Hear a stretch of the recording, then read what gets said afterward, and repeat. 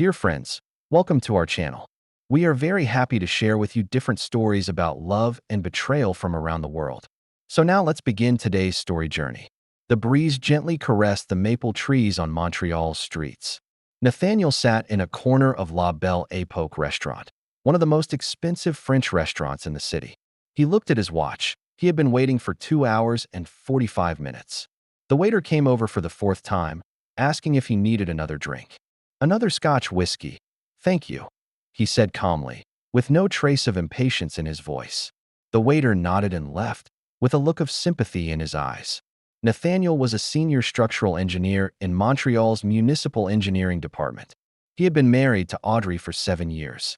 Today was their wedding anniversary, and Audrey had suggested celebrating at this restaurant she had always wanted to try. She said she would come directly after work, telling him to arrive first. This suggestion itself made Nathaniel suspicious, as Audrey had always detested waiting. His fingers tapped lightly on the table as he watched pedestrians hurrying by outside the window. Nathaniel's phone screen lit up, showing a message from Elliot. "They've left the hotel and are heading to your location. Expected to arrive in 15 minutes. Everything has been documented. More people than expected, 5 in total. Audio equipment has been confirmed working properly." Nathaniel's lips curved slightly upward as he put his phone back in his pocket and finished the last sip of whiskey. The waiter brought a new glass. He waited quietly for the humiliation he knew was coming. This was part of his plan. He recalled the moment, 10 months ago, when he first noticed changes in Audrey's behavior. As an engineer attentive to details, small changes rarely escaped his eye. She began working overtime frequently, became extremely cautious with her phone, always placing it face down, even taking it into the bathroom when she showered. Weekend trips became getaways with girlfriends who never appeared in their social circle. As a marketing director for a large property development company, Audrey had always been busy, but never as distracted from family life as now. Especially suspicious was Audrey's sudden interest in his work, frequently asking about details of urban planning and future development areas. She had never before been interested in these boring details, as she called them. Nathaniel wasn't a workaholic, though his job sometimes required overtime to ensure the safety and compliance of city infrastructure projects. He always tried to balance work and family, regularly scheduling date nights and weekend hikes. They didn't have children, a mutual decision, at least until their careers were more established. But lately, Audrey wouldn't even discuss the topic. When the first suspicions arose, he didn't confront her hysterically or act in anger. As an engineer accustomed to analyzing structural stability, he chose to systematically gather data. He began logging her movements, noticing patterns in her calls, and even installed home network monitoring software to record all device activity. When evidence became clearer, he hired Elliot, an experienced private investigator, ensuring all investigation methods complied with Canadian law. A commotion came from the entrance. Audrey walked in, followed by 4 people, 3 women and a man. She wore an expensive new dress that Nathaniel had never seen before. The man was tall, wearing a tailored suit, looking arrogant and confident. Nathaniel recognized him immediately. Dominic, an ambitious executive from a real estate development company that often collaborated with the municipal government on urban renewal projects. Over the past 6 months, he had participated in several meetings at Nathaniel's department, always treating technical staff with a condescending attitude. Through Elliot's investigation, Nathaniel already knew about the humiliation Dominic and Audrey planned for tonight. It was Dominic's idea, a public demonstration to prove his control over Audrey and show his victory to Nathaniel. For Dominic, it wasn't just a conquest, but also psychological warfare against a potential business adversary. And Audrey, hungry for excitement and a high-end lifestyle, had been completely captivated by him. Audrey saw Nathaniel waiting, grinned widely at her companions, and then said loudly, "See? I told you he'd still be here waiting like a pathetic little dog." Her friends laughed, Dominic's laughter especially loud, the kind of laugh that deliberately displays superiority. Other restaurant patrons turned to look, some with sympathy toward Nathaniel. This was exactly the effect Dominic wanted, publicly humiliating a municipal engineer he viewed as an obstacle. Nathaniel smiled, raised his glass, took a small sip, and then said in a calm but strangely confident voice, I ordered your favorite champagne, dear. Dom Perignon 1998, your old favorite. Audrey's smile visibly faltered, clearly not expecting his calm reaction. She glanced quickly at Dominic, who nodded almost imperceptibly, encouraging her to continue. How thoughtful, but we've already had drinks elsewhere. In fact, we're about to go to Dominic's new yacht to continue celebrating. She glanced around, with obvious contempt in her voice. This place is far too ordinary. I thought you would choose somewhere better to celebrate our anniversary. I only came to this restaurant following your suggestion, Nathaniel calmly replied, without a trace of resentment or hurt in his voice. This clearly unsettled Audrey, who had expected an angry or hurt reaction. Oh, did you? I don't remember, Audrey said dismissively, then turned to her friends. Let's go. It's too boring here. Before they left, Dominic leaned down to Nathaniel and said in a low, provocative voice, "Don't worry, buddy, I'll take good care of your wife. She deserves someone who can truly appreciate her. Not all men are made to have a woman like this." Nathaniel just smiled, with a gleam in his eyes that Dominic couldn't interpret. "Enjoy your evening," he said calmly, with a tone of warning that Dominic completely missed. Audrey and her friends left, leaving Nathaniel sitting alone. The waiter came over again, with even more sympathy. "Another drink, sir?" he asked, with compassion in his voice. "No, thank you," Nathaniel answered, his voice surprisingly serene. "I'll be paying the bill." As he left the restaurant, he called Elliot. "Did you get it all? Is the sound clear?" The entire process, high definition, perfect audio. Especially those words from Dominic. Elliot confirmed. "You reacted well, completely according to plan." "Good. Where are they heading next?" "According to plan, to the dock. Dominic wants to show off his new yacht. Everyone is in position. We have 2 investigators and recording equipment set up at the dock." "Perfect," Nathaniel said calmly.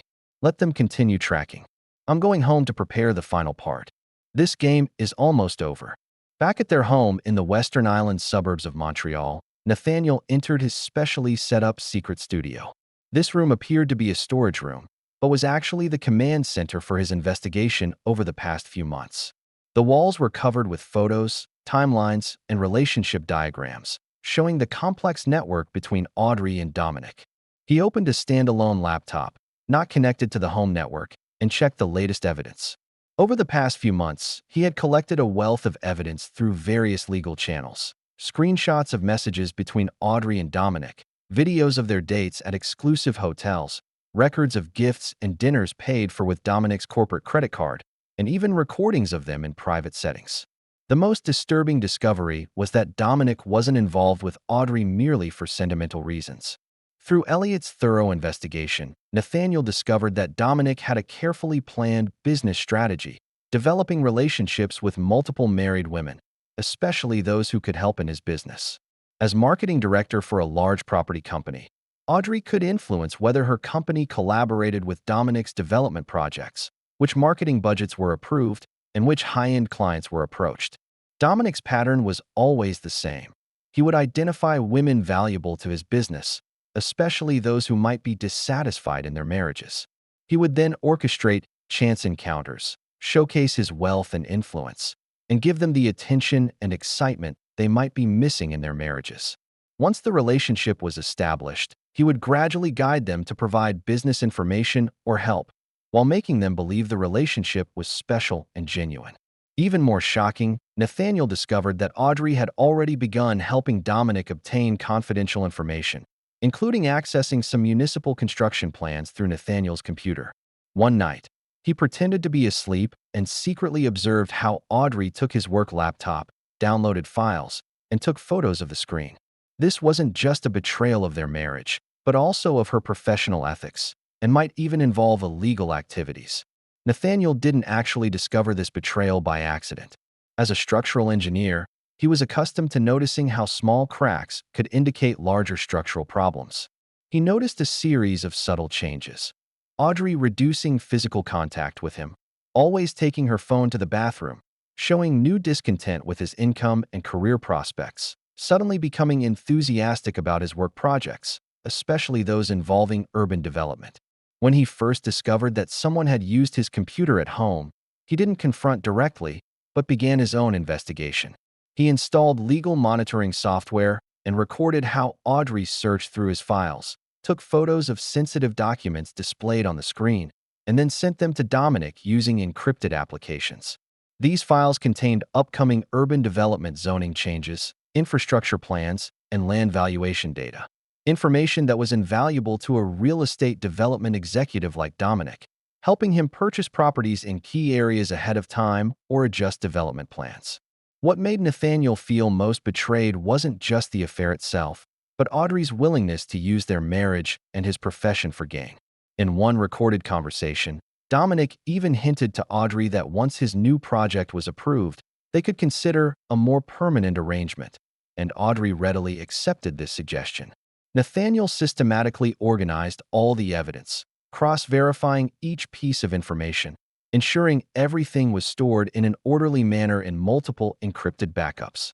He had already contacted one of Montreal's top divorce lawyers, Mason, whom he would meet first thing tomorrow morning. He had also contacted their bank, prudently freezing joint accounts in case Audrey attempted to transfer funds. At the same time, he had prepared a separate report to submit to relevant departments, detailing the potential leak of business secrets. He looked out the window, remembering when they first met. Back then, they had just graduated from university, full of hope and dreams. He found a job in the urban planning department, while Audrey entered the marketing industry. They bought this house together and planned their future. There was a time when they were so in love that friends envied their relationship. But as time passed, Audrey became increasingly focused on material possessions and social status. She began complaining their life was too ordinary, his job too stable, lacking excitement. She craved a more luxurious lifestyle and higher-end social circles. Nathaniel tried to meet her expectations, but always maintained his principles and values. Now, looking at all the collected evidence, Nathaniel felt a strange calmness. He no longer felt angry or hurt, only a sense of relief. Tomorrow, everything would change. Nathaniel checked the final preparations one last time, then went to bed. Tomorrow would be a long day. The next morning, Nathaniel got up early, showered, and put on his best suit. He made himself coffee, then drove to the divorce lawyer's office. There, he explained the situation in detail, showed the evidence, and signed the divorce petition documents. The lawyer was impressed with his preparation work and assured him it would be processed immediately. Back in his car, Nathaniel turned off his phone. He knew what would happen next. Meanwhile, Audrey woke up in Dominic's apartment. She looked at the time and realized it was almost noon. She got up, checked her phone, and found that Nathaniel hadn't called or sent any messages. This was unusual, especially after she had so openly humiliated him the night before. Normally, he would immediately contact her, apologize, beg for forgiveness, and promise to do better. At first, she felt a twinge of unease, but quickly convinced herself this was a good thing. Perhaps he finally understood what she wanted and recognized his inadequacies. She decided to return home to confront him, maybe give him another chance if he apologized enough. When she got home, the house was empty. Nathaniel's car wasn't in the driveway, and some clothes were missing from his closet. She began calling him, but each time went straight to voicemail. As time passed, her unease turned to panic. She kept dialing his number, sending texts, even contacting some of his friends, but no one knew his whereabouts. By evening, Audrey had already made 108 missed calls to Nathaniel. She began to worry that something terrible had happened. She even considered calling the police, but was concerned they would ask about the previous night's events. The next evening, when Nathaniel returned home, he found Audrey anxiously pacing in the living room. She looked exhausted, makeup smeared, evidently having spent all day trying to contact him. "You're finally back," she rushed to the door, a mix of anger, fear, and relief in her eyes. "Where have you been? I've been looking for you all day. Do you know how many times I've called you?" Nathaniel calmly closed the door, took off his coat, his movements deliberate and unhurried. 108 missed calls. I counted. His voice was unsettlingly calm. "Yes, 108. Do you know how worried I was? I thought something had happened." Audrey's voice carried hypocritical accusation. "Worried?" Nathaniel softly repeated, with obvious sarcasm in his tone. "Last night at La Belle Époque restaurant, when you publicly humiliated me, calling me a pathetic little dog, you didn't seem concerned about my feelings." Audrey's expression rapidly changed, from anger to embarrassment, then to defensive. That was just a joke, Nathaniel. We were just having fun. You're always so serious. Never know how to enjoy life. Having fun. Nathaniel laughed, but his laughter contained no warmth. By showing up with your lover and friends after your husband waited 3 hours, then publicly humiliating him, that's what you consider having fun. He walked straight to his study, with Audrey following closely behind. What do you mean, lover? What are you talking about? She tried to feign innocence, her voice slightly trembling. Nathaniel stopped, turned to face her, the coldness in his eyes making her involuntarily step back. You know exactly what I mean, Audrey. Dominic. Your lunch dates, your weekend meetings, those afternoons spent in the suite at Hotel Vogue. Audrey's face instantly turned pale. You knew all this time? Nathaniel walked into his study, turned on his computer, and entered a complex password. When you first started behaving unusually, I could have reacted like most husbands, questioning you hysterically or selectively ignoring the signs. But as someone whose profession includes analyzing problems, I chose a more systematic approach. He pulled up an encrypted folder containing hundreds of meticulously categorized photos, video clips, and audio files. He clicked to play a video showing Audrey and Dominic intimately talking in the lobby of a luxury hotel, his hand on her waist, her laughing, obviously happier than usual. What is this? You've been following me? This is invasion of privacy. Audrey immediately adopted an offensive posture. No, I hired professionals. Elliot, a licensed private investigator. All investigation methods fully comply with Canadian law. Nathaniel's voice was calm and precise. And considering I discovered you were stealing information from my work, these investigations were entirely justified. He continued, playing more evidence. Photos of Audrey and Dominic on various occasions. Records of their text messages in which Dominic explicitly asked her to obtain internal information on specific projects. Screen recordings of Audrey searching through confidential files on Nathaniel's computer. Records of her transmitting these files to Dominic. Finally, he played a particularly disturbing recording of Dominic discussing how to use this information to purchase property that would soon appreciate in value ahead of time. You know this is illegal, right? This isn't just betraying my trust as a husband. You're actually helping him engage in insider trading. Nathaniel's voice contained no anger, only a terrible calmness. Audrey's defensive posture began to crumble. You don't understand. Dominic loves me. He said once his new project succeeds, we can be together. I was just helping our future. Dominic is just using you to access information from my work and your company. Nathaniel coldly interrupted her. He doesn't love you, Audrey. You're just one of many women he manipulates and uses. He clicked to open another folder, showing more evidence. Photos of Dominic with 3 other women, all married, all in strategic positions. Even more shocking, he played a recording in which Dominic boasted to his business partner about obtaining information by finding the right vulnerabilities. Listen to this, Nathaniel said, playing another recording. This is his conversation with another woman last week. Sound familiar? In the recording, Dominic was professing his love to another woman using almost exactly the same language he used with Audrey, promising that once his new project was completed, they could make their relationship public. The color drained from Audrey's face as she collapsed into a chair. This can't be true. He said I was special. You are special to him, specially useful.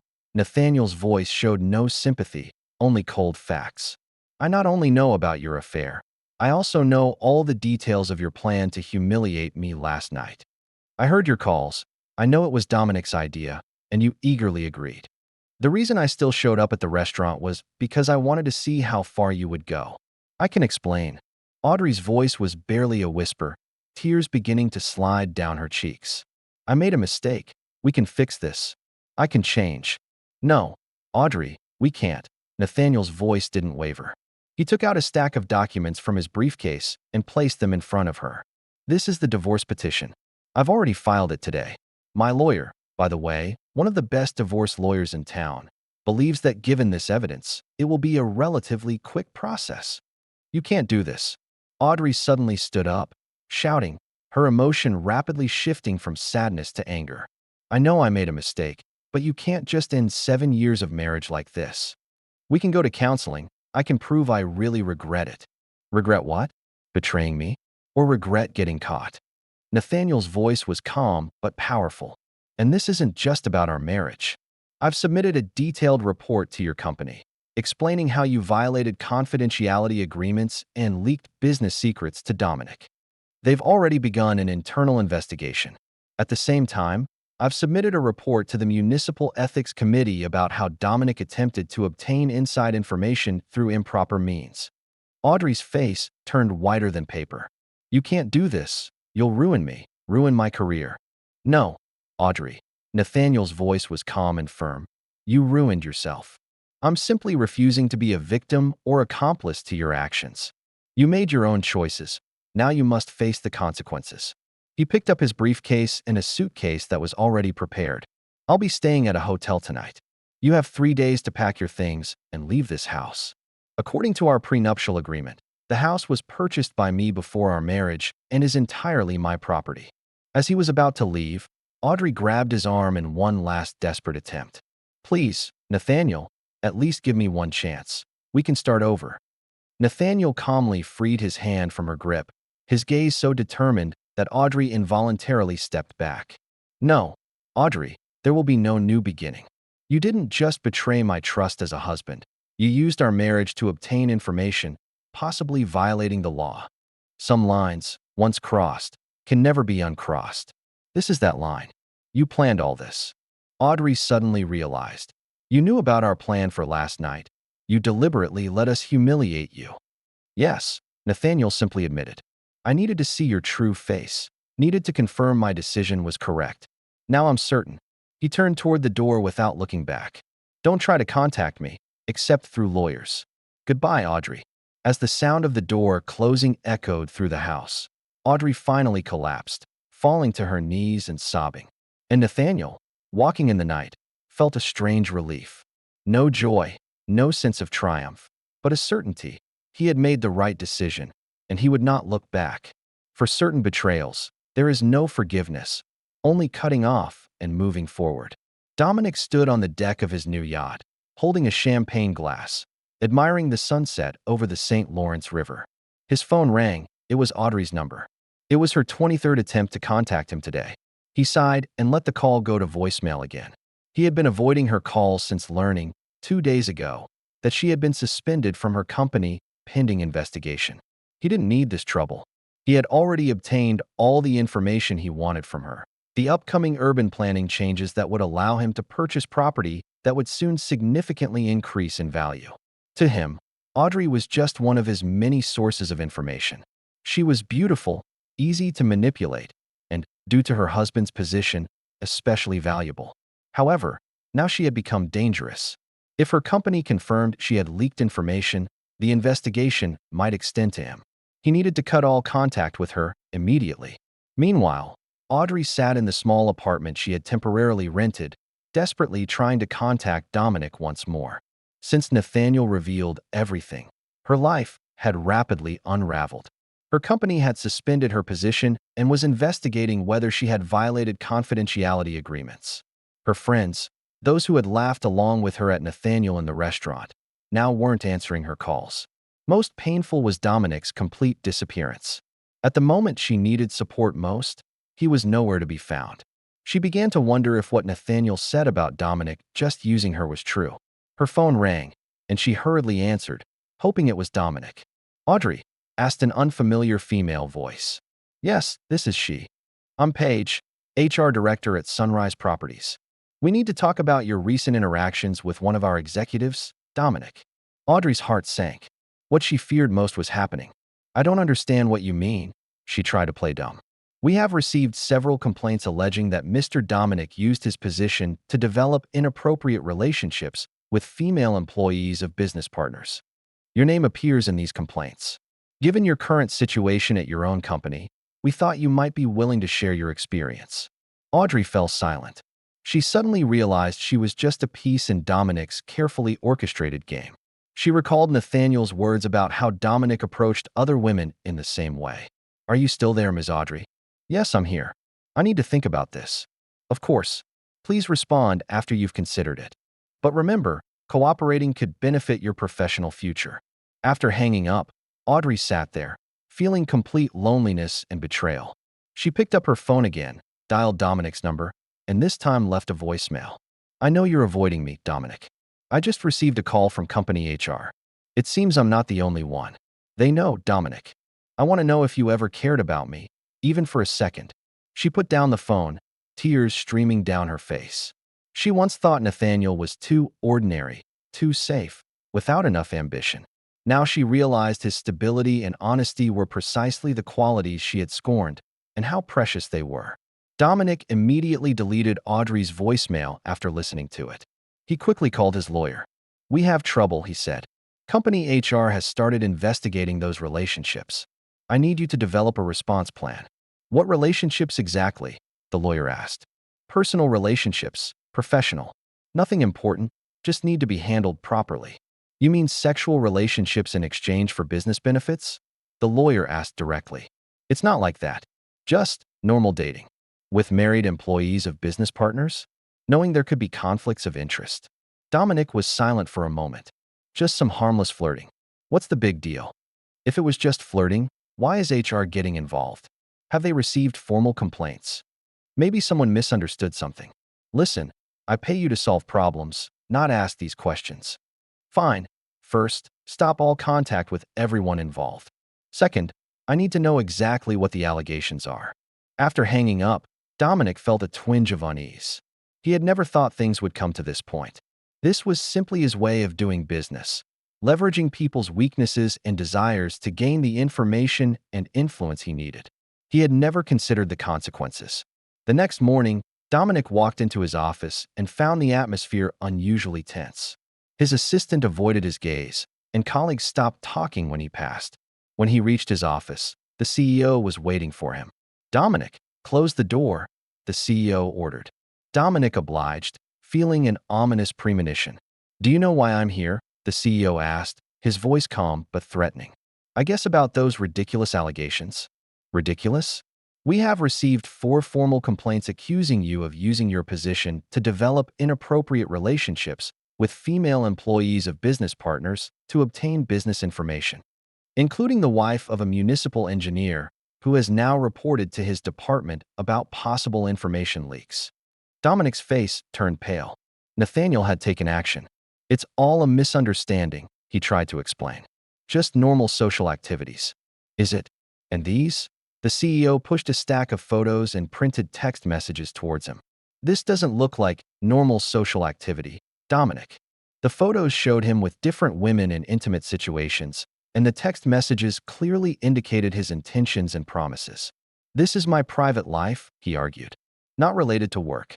When your private life includes promising these women help with their careers, or when you use these relationships to obtain business information that should be confidential, then it is related to work. The CEO stood up. "The board has decided to terminate your employment relationship immediately. Security personnel will escort you to collect your belongings. You can't do this. I've generated millions for this company, and now you might cost us millions in lawsuits and reputation damage. You're fired, Dominic. If there are any legal consequences, you'll handle them on your own. The company won't back you." As Dominic was escorted out of the building, he saw that reporters had already gathered outside. Evidently, the incident had already leaked. He kept his head down and walked quickly to his car, ignoring the flashes and questions. Back at home, he found the situation was worse. His inbox was filled with angry emails from various women he had promised special relationships to. Clearly, they had gotten in touch with each other and shared his deceptions. His social media accounts were filled with angry comments, and many business contacts were publicly distancing themselves from him. Meanwhile, Audrey was meeting with her company's human resources department and legal team. On her lawyer's advice, she decided to fully cooperate with the investigation, hoping to salvage her career. "Ms. Audrey, we need you to explain in detail how you transmitted company information to Mr. Dominic and how he used this information," said the legal director. Audrey took a deep breath and began telling the whole story. She explained how Dominic approached her, how he took advantage of her desire for a more exciting life, and her dissatisfaction with Nathaniel's quiet lifestyle. She admitted she had made a grave mistake, but emphasized that Dominic had orchestrated the entire process. "I'm not trying to justify myself," she said. I know my actions were wrong. I betrayed my husband, violated company policies, and possibly broke the law. I'm willing to face the consequences. But I also hope to prevent Mr. Dominic from continuing to harm others. After the meeting, Audrey's lawyer informed her that due to her cooperation, the company had decided not to press criminal charges, but her employment would be terminated, and she would find it difficult to find a new job in the same industry. It's the best outcome possible, considering the circumstances, said the lawyer. Audrey nodded, feeling a slight relief, but primarily deep regret. She walked out of the building not knowing what to do next. Her marriage was over, her career severely damaged, her reputation ruined. All because she pursued excitement and refused to value the stable life she already had. 6 weeks later, Nathaniel sat in Mason's luxurious office, signing the final divorce papers. The process was quicker than expected, mainly due to the abundant evidence and the irrefutable facts for Audrey. Although she initially tried to fight, faced with overwhelming evidence, she eventually chose to cooperate, probably hoping to minimize damage to her career. All documents have been signed, said Mason, with satisfaction in his voice. According to the final agreement, the house is entirely yours. Investment accounts have been divided as per the prenuptial agreement, and Ms. Audrey waives any further financial claims. Considering the circumstances, it's the cleanest possible outcome. Nathaniel placed the pen on the table, feeling a strange emptiness. No joy of victory, no satisfaction of revenge, just a sense of relief and finality. Has she tried to contact you? Mason asked, while organizing the documents.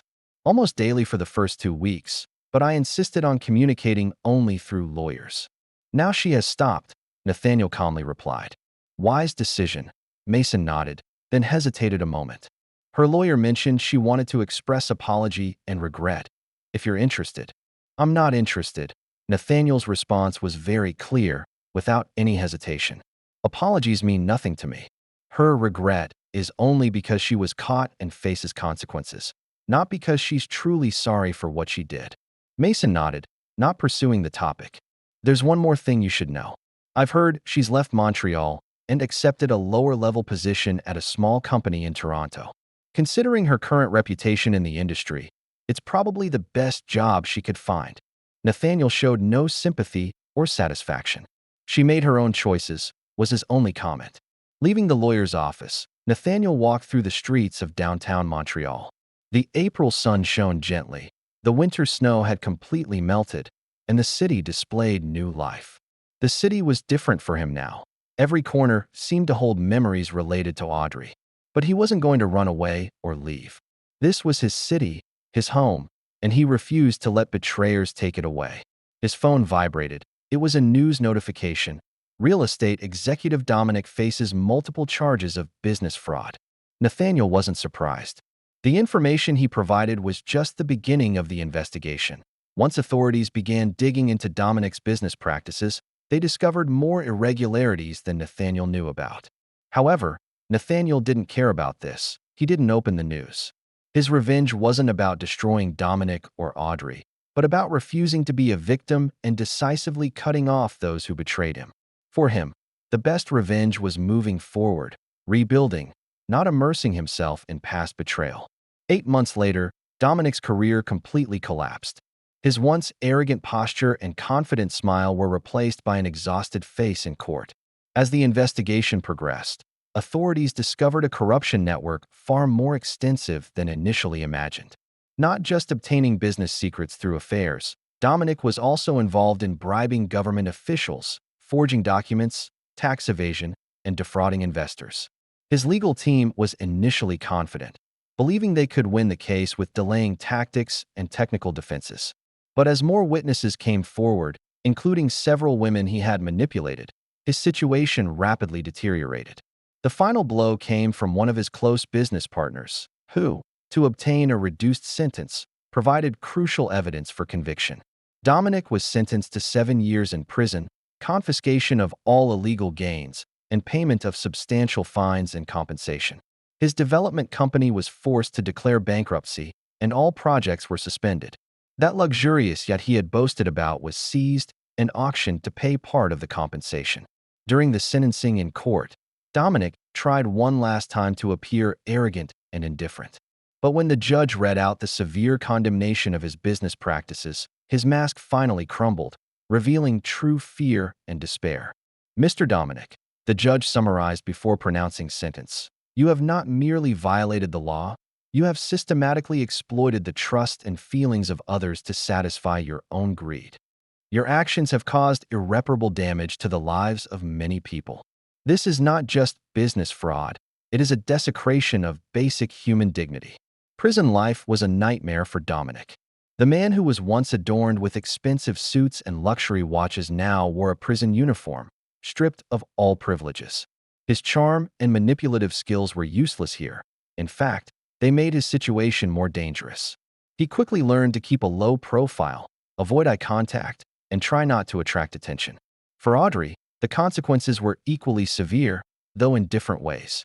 The new job in Toronto was worse than she expected, poorly paid, boring, and with no opportunity for advancement. But after her past was exposed, it was the best job she could find. Her professional network almost completely collapsed. Former colleagues and friends distanced themselves, afraid of being tainted by her scandal.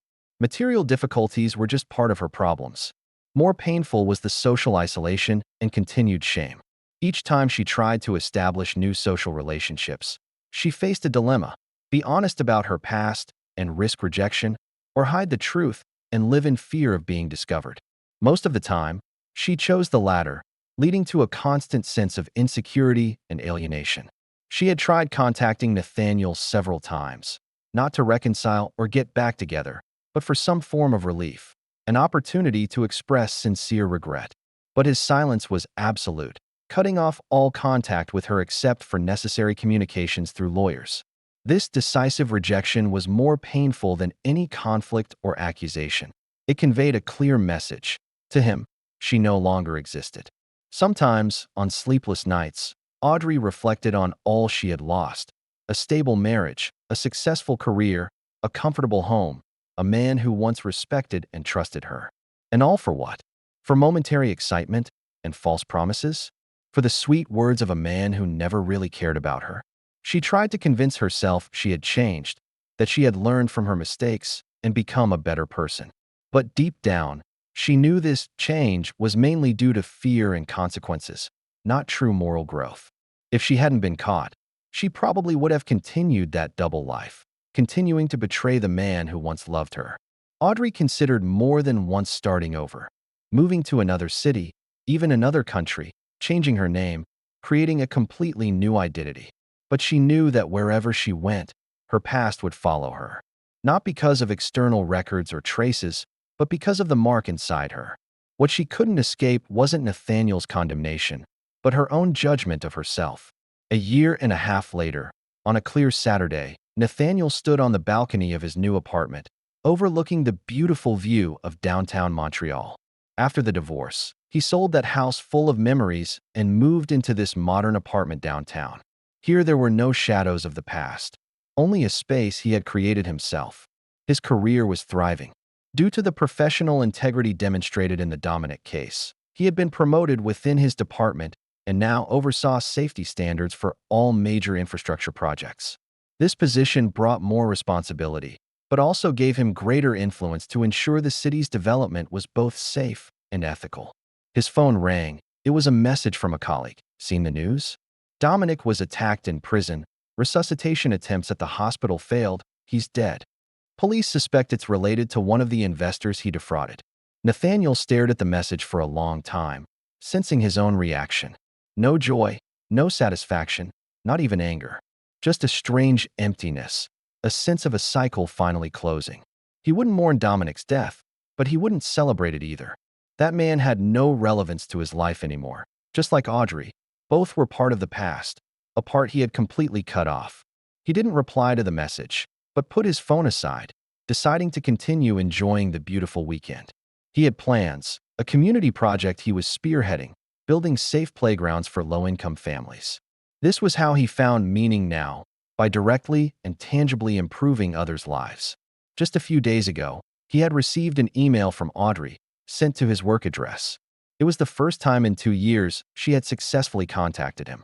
The email was brief, expressing deep regret and mentioning she was preparing to leave Canada and go to Europe to seek some form of redemption. She didn't ask for forgiveness or a response, just wanted him to know she would forever regret her actions. Nathaniel read it and immediately deleted it, without replying. For him, there was nothing to say. Forgiveness? Impossible. He wouldn't wish her ill, but he also wouldn't invest any more emotional resources in her. He had moved on, built a new life without her, and that was how he wanted it. In the evening, Nathaniel attended a meeting of a community volunteer organization. As the team's technical advisor, he played a key role in planning the new community center. The team was full of passionate, honest, and genuinely caring people, qualities that had once been missing in his marriage. He conversed with team members, shared ideas, feeling a genuine connection and sense of purpose. Though still cautious about establishing new intimate relationships, he had learned to find fulfillment in other areas: his work, his community involvement, and the value of honest and direct relationships. The scars of betrayal were still there, but they no longer defined him. Instead, they had become a reminder of the importance of choosing carefully who to connect with and the necessity of maintaining one's principles and boundaries in relationships. And across the Atlantic, in some corner, Audrey began her new life, trying to escape the shadows of the past. But no matter how hard she tried, the memory of those 3 hours of waiting and those 108 missed calls always haunted her, reminding her of everything she once had and so easily discarded. Some prices of betrayal are paid for a lifetime. Stories of betrayal have no true winners, only losers in varying degrees. But in this tragedy, at least Nathaniel found the strength to move forward, refusing to let betrayers define his future. And perhaps that is the best revenge. If this story resonated with you, don't forget to like, share, and subscribe to our channel for more fascinating content. We look forward to seeing you in our next story.